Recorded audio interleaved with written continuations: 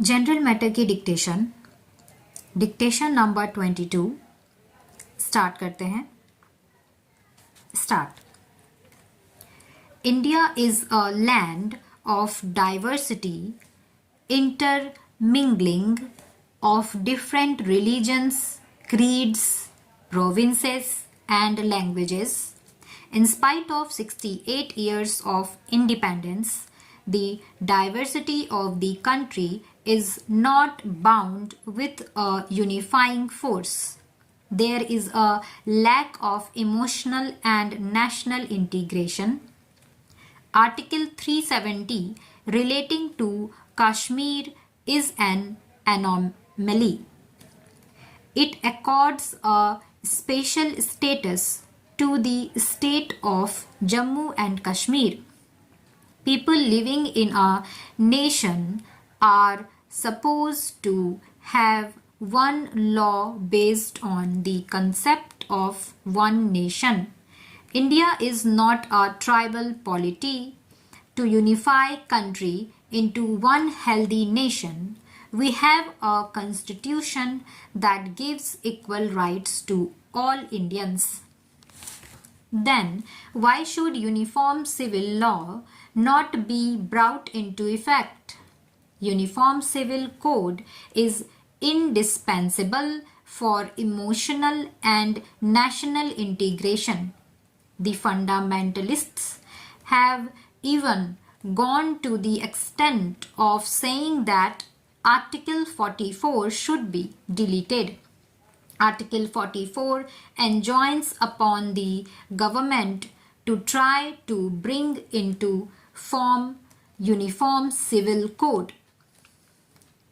If law is to serve its purpose in real sense, it must be progressive.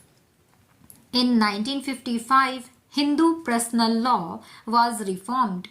It is largely based on Manusmriti and other Brahmanical law books.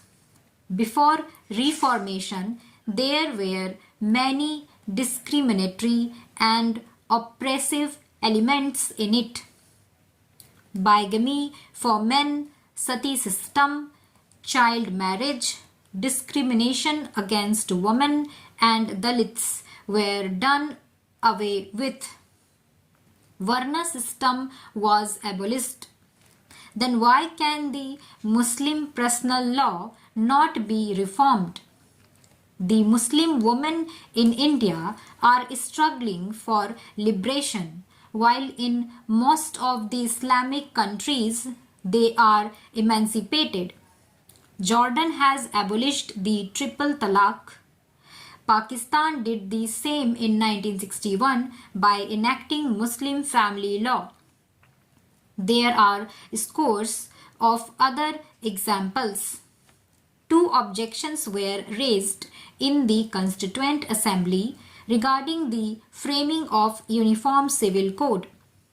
Firstly, it was alleged that enactment of Article 44 of the Constitution will amount to violation of fundamental right of freedom for religion under Article 25 of the Constitution.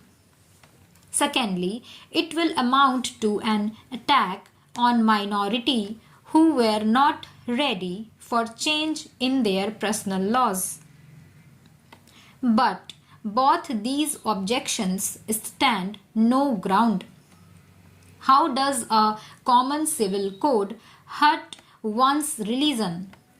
How about Hindu Code Bill? The second objection can best be answered in the words of Dr. K.M. Munshi that he spoke in the Constituent Assembly. There is no such recognition in personal law of Muslim in the advanced Muslim countries, which is beyond change or amendment. If law is really to serve its purpose, it must be progressive. The lack of clarity has affected Muslim women most adversely. Unfortunately, the All India Muslim Law Board has challenged the judicial verdicts by terming them the miscarriage of justice and propaganda against Islam. Let us be clear about our national objectives instead of parochial interests. No man is above the law of the land. All must realize that one law will definitely help the cause of national integration, human, progressive, and rational society. India has done well to have achieved uniformity in most of the branches of law. In order to bring about equality in all sections of Hindu Untouchability Act 1955 was passed. Through this act, the age-old evil of untouchability was done away with. We have almost succeeded.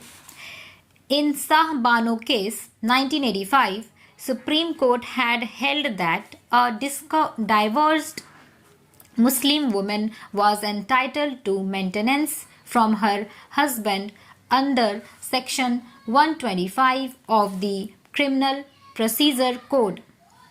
But Protection of Right on Divorce Act 1986 was enacted in order to appease the Muslim fundamentalists.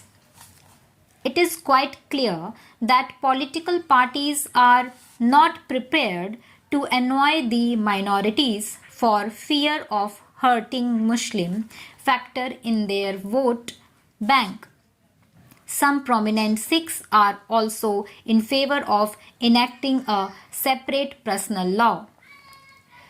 Of late, voice is raised by prominent Sikhs to de-link their personal law from that of the Hindus for their community. As the conditions stand today in India, the question of common civil code appears to be dead for all practical purposes. Stop.